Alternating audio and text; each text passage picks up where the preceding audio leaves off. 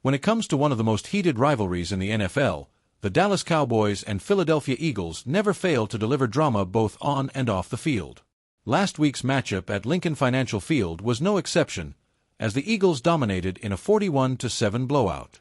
But it wasn't just the scoreboard that grabbed headlines. What happened near the end of the game turned into a full-blown brawl. But before, if you love staying on top of all things Eagles, make sure to hit that like button, subscribe, and turn on notifications. With just over 2 minutes left in the fourth quarter, frustration boiled over for the Cowboys.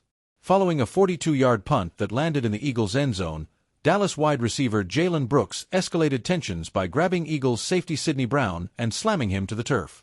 Things went from bad to worse as Cowboys cornerback Troy Pride joined in, shoving Brown and eventually pushing him by the helmet.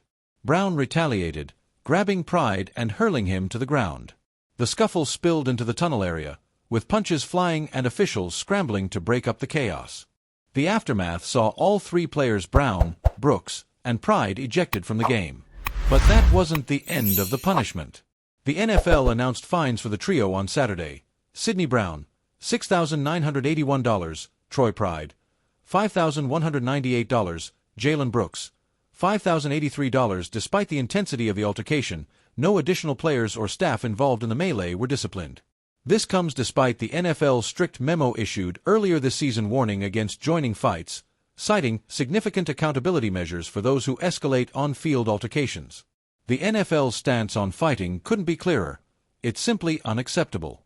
Following earlier incidents this season involving the 49ers and Browns.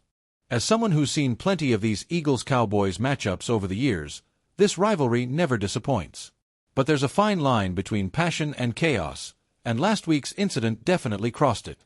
Here's hoping both teams can keep it competitive and clean the next time they meet. Were the fines enough, or should the league have gone further? Let us know in the comments below.